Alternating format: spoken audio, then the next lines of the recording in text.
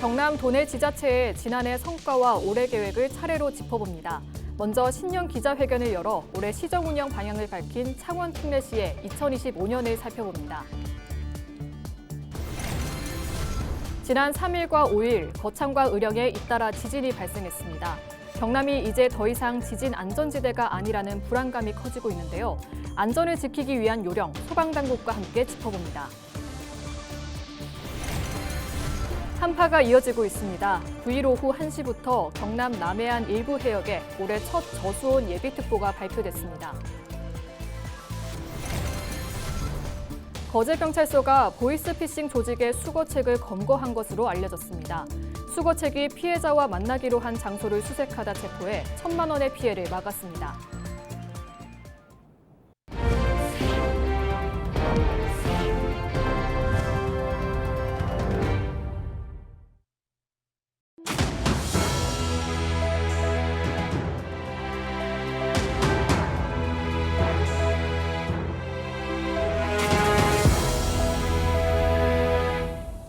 시청자 여러분 안녕하십니까? 헬로티비 뉴스입니다. 헬로티비 경남 뉴스에서는 오늘부터 도내 지자체의 2025년 포부를 차례로 짚어봅니다. 먼저 신년 기자회견을 열어 올해 시정 운영 방향을 밝힌 창원 특례시의 2025년을 살펴볼 텐데요. 홍남표 창원시장이 신년 기자회견을 통해 올해 시정 운영 방향을 직접 밝혔습니다. 보도에 표영민 기자입니다.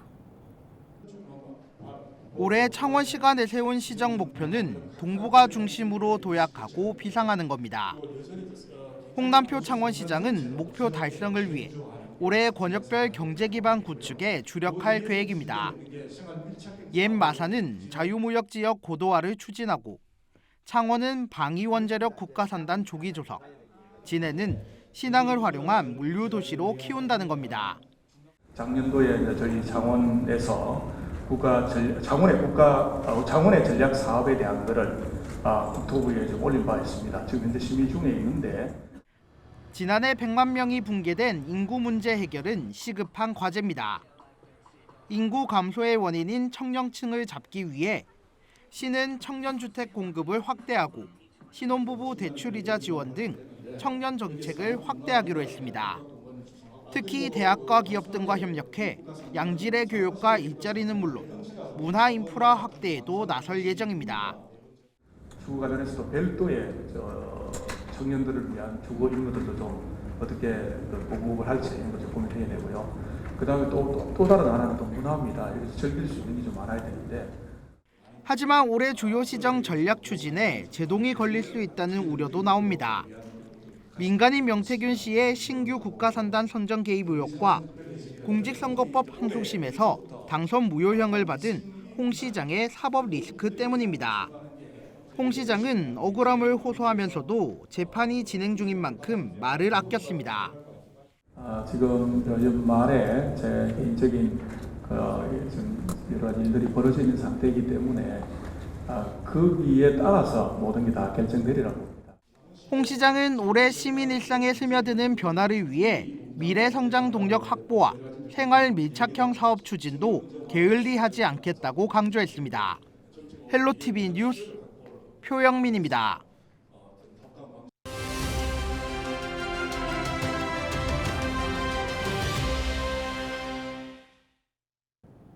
지난 3일 거창의 규모 2.9, 5일에는 의령의 규모 2.1의 지진이 잇따라 발생했습니다. 잦아진 지진에 경남이 안전지대가 아니라는 도민들의 불안감도 커지고 있는데요. 지진 발생 시 안전을 지키기 위한 대응 요령을 창원 소방본부 대응예방과 양정국 소방교 전화 연결해 자세히 알아보겠습니다. 소방교님 안녕하세요. 네, 안녕하세요. 창원소방본부 대응예방과에서 근무하고 있는 소방교 양정국입니다. 네, 최근 도내 지진 발생 빈도가 증가하면서 지진 발생 시 대응 요령을 궁금해하시는 분들이 많습니다. 소개해 주시죠. 지진은 언제 어디서든 발생할 수 있기 때문에 미리 대비하는 것이 중요합니다. 지진이 발생하면 우선 당황하지 말고 튼튼한 탁자나 책상 아래로 들어가 몸을 보호해 주세요. 흔들림이 멈추면 안전한 경로를 확인한 뒤 엘리베이터 대신 계단을 이용해 밖으로 빠르게 이동하시면 됩니다. 만약 밖에 계셨다면 건물이나 전선, 가로등에서 떨어져서 안전한 공간으로 이동하시고 라디오나 공공기관의 안내 방송을 들으면서 행동하시면 됩니다. 무엇보다 침착하게 대응하시는 것이 가장 중요합니다. 네, 지진이 멈췄다고 해도 안심하지 말고 반드시 확인해야 할 사항이 있다고요? 네. 지진이 멈춘 뒤에는 지진 강도에 따라 대응 방법이 달라집니다. 우선 지진 강도가 낮은 경우에는 건물 안팎을 살펴서 균열이나 파손이 있는지 확인하고 전기와 가스 공급을 차단한 뒤 누출 여부를 반드시 점검해 주셔야 합니다. 피해가 크지 않더라도 재난 방송을 통해 여진 정보를 계속 확인하면서 안전을 확보하시면 됩니다. 만일 지진 강도가 높아 건물의 구조적 안전이 의심된다면 절대 무리해서 안으로 들어가시지 마시고 미리 숙지한 대피 장소나 외부 안전지대로 신속히 이동해 주셔야 합니다. 위급 상황일수록 신속하고 침착한 대처가 중요한 만큼 평소 대피 장소와 대피 요령을 꼭 숙지해 두시면 좋겠습니다. 네, 언제 어디서 일어날지 모르는 지진입니다. 평소 지진 대비는 어떻게 하면 좋을까요? 네. 지진은 언제든지 발생할 수 있기 때문에 평소에 철저한 대비가 정말 중요합니다. 우선 가족이나 지인들과 함께 대피 경로를 미리 파악해 두시는 게 좋습니다. 또 낙하 위험이 있는 물건이나 유리창 주변도 미리 정리해 두시면 안전사고를 줄일 수 있습니다. 마지막으로 지진 대피 훈련에 꾸준히 참여하셔서 실제 상황에서도 당황하지 않고 신속히 대응하실 수 있도록 준비해 두시기 바랍니다. 네, 여기까지 듣겠습니다. 오늘 말씀 고맙습니다. 창원소방본부 대응예방과 양정국 소방교 전화 연결했습니다.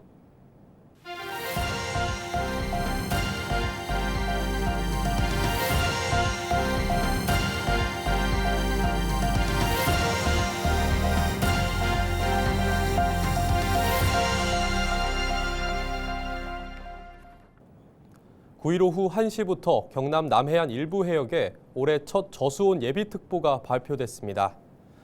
사천만과 강진만 해역을 비롯해 남해 하동군 연안에서 통영 수우도 서단까지입니다. 올해 저수온 예비특보는 지난해보다 20일 정도 늦게 내려졌습니다.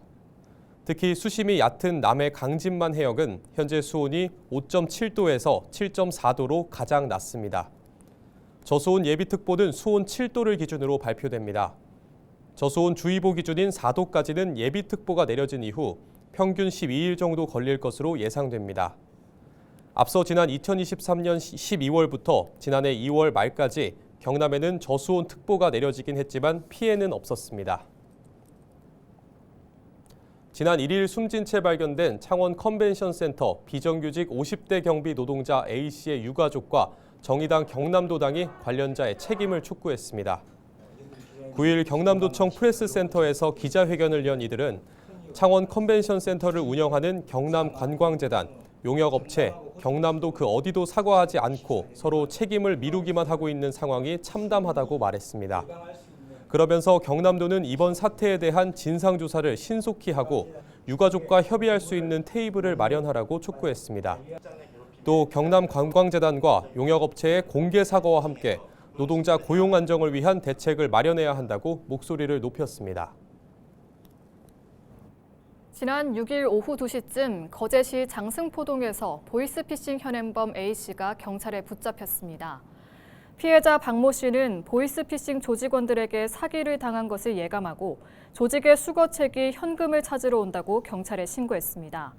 경찰은 조직원이 피해자와 만나기로 한 장소 주변을 수색하던 중 A씨를 발견하고 체포하면서 1,000만 원의 피해를 막았습니다. 거제경찰서는 보이스피싱 범죄는 피해자들에게 경제적, 정신적으로 큰 피해를 주는 중대한 범죄라며 의심스러운 상황이 발생하면 즉시 신고해달라고 당부했습니다. 경남소방본부가 제주항공 여객기 참사 현장에 출동 지원한 도내 소방관을 대상으로 심리 상담을 합니다. 경남소방은 출동한 소방관들에게 전문 상담사가 직접 찾아가 심리 상담을 하고 고위험군은 심층 상담과 힐링 프로그램 등을 지원할 계획입니다. 또 정신건강의학과 진료비도 전액 지원할 예정입니다. 안동 최초의 신식 예식장 안동 예식장이 지금은 안동 도시재생지원센터로 활용되고 있는데요. 여기서 60년 전에 그려진 벽화가 발견됐습니다. 벽화를 그린 사람은 프랑스에서 온 앙드레 부통 신부인데요. 최근 앙드레 부통 신부의 작품이 세계적으로 재조명받고 있는 가운데 안동에서는 신부가 한국 전통을 그려낸 벽화를 공개해 이목이 집중되고 있습니다. 홍하영 기자가 취재했습니다. 전통 홀레복을 입은 남자와 여자 뒤로 큰 해바라기가 보이고 그 아래엔 꽃과 아이들이 가득합니다. 그림을 그린 사람은 프랑스 베네딕토의 앙드레 부통 신부. 1960년대 중반에 우리나라에 들어와 약 10년간 전국에 성화를 그리며 선교 활동을 한 신부입니다. 1966년에 제작된 이 벽화는 앙드레 부통 신부가 예식장에 그려준 것인데 이후 건물이 다른 용도로 사용되면서 그림 앞에 덧벽이 세워져 그림의 존재가 잊혀졌습니다. 그러다 안동시 도시재생지원센터가 이곳에 자리를 잡고 지난 2023년 리모델링 공사를 준비하던 중 벽 뒤에 보물이 있다는 소문이 돌았습니다. 관계자들이 내시경과 동영상 촬영 등으로 벽 뒤를 확인하면서 그림은 다시 세상에 나오게 됐습니다. 예술성의 측면에서 어떤 가치가 있는지를 이제 검증을 해본 겁니다. 검증해 보니까 이제 가톨릭 쪽에서도 굉장한 가치가 있다, 종교적인 가치가 있고 이분은 이미 프랑스 쪽에서도 이분이 대단하게 이제 평가를 받고 있는 분이고. 신부는 주로 종교적 의미를 담은 벽화를 그렸지만 이번에 발견된 벽화는 한국 전통을 담아낸 것이고 한국 입국 이후 처음으로 그린 벽화로 알려져 희소성이 더 높다는 평가가 나오고 있습니다. 1960년대 우리나라 전반적인 사회상의 그런 모습을 담고 있는 그림이기 때문에 더 큰 가치를 담고 있는 것 같고요. 왜냐하면 그 당시에 우리나라의 화가들도 이렇게 3335 정책이라고 하는 내용을 담아서 그림 그린 화가들이 없거든요. 앙드레 부통 신부가 한국에 담긴 작품은 150여 점, 그중 남아있는 작품은 50여 점이 될 것으로 추정하고 있습니다. 안동시는 앙드레 부통 신부의 벽화를 보존, 활용하기 위한 위원회를 구성 중이고 벽화를 활용한 콘텐츠를 제작해 관광 자원으로 활용할 계획입니다. 헬로티비 뉴스 홍하영입니다. 의원들의 겸직 활동이 이해 충돌 가능성과 의정 활동 저하의 우려가 있지만 철저한 관리 감독이 이루어지지 못하고 있다는 점을 지적한 부산경실련의 입장에 대해 부산시의회가 관리 감독을 지속적으로 하고 있다며 사실과 다르다고 반박했습니다. 부산시의회는 의원의 겸직 신고 시 겸직 가능 여부를 검토하고 겸직이 불가한 직인 경우 해당 의원에게 안내하고 있으며 겸직 신고 사항도 연 1회 이상 홈페이지를 통해 공개하고 있다고 밝혔습니다. 또 윤리심사자문위원회의 자문은 모든 겸직 신고에 대한 의견 청취 대상이 아니고 경제적 이익이 의정활동의 공정성을 훼손할 위험이 있다는 경실련의 주장도 사실과 다르다고 설명했습니다. 올해부터 공설 장사시설인 부산 영락공원과 부산 추모공원에 플라스틱 조화 반입과 판매가 금지되면서 플라스틱 조화 수거와 폐기 작업이 시작됐습니다. 부산시설공단은 한국화훼자조금협회 등과 협업해 지난해 12월 말 1차 수거 활동에 이어 설 명절 연휴 직전까지 폐기 작업을 진행한다고 밝혔습니다. 이와 함께 공단은 설 명절을 앞두고 13일부터 24일까지 영락공원과 추모공원 봉안시설과 묘역 환경정비를 진행합니다. 함안군이 8일부터 31일까지 송아지 구제역 백신 접종을 진행합니다. 군은 관내 320여 곳의 한우와 젖소 사육 농가를 대상으로 2개월령 이상 송아지 2,300여 두에 대해 구제역 백신을 접종할 계획입니다. 또 50두 이상 자가 접종 대상 농가에도 공수위를 통한 접종을 지원합니다. 제15회 거제도 국제 펭귄 수영 축제가 오는 11일 덕포 해수욕장 일원에서 3년 만에 열립니다. 이번 축제는 겨울바다에서 수영을 즐길 수 있는 국제 펭귄 수영을 비롯해 펭귄 달리기, 황금 물고기를 잡아라 등 다채로운 체험 행사들로 꾸며집니다. 이상으로 뉴스를 마칩니다. 시청해주신 여러분 고맙습니다.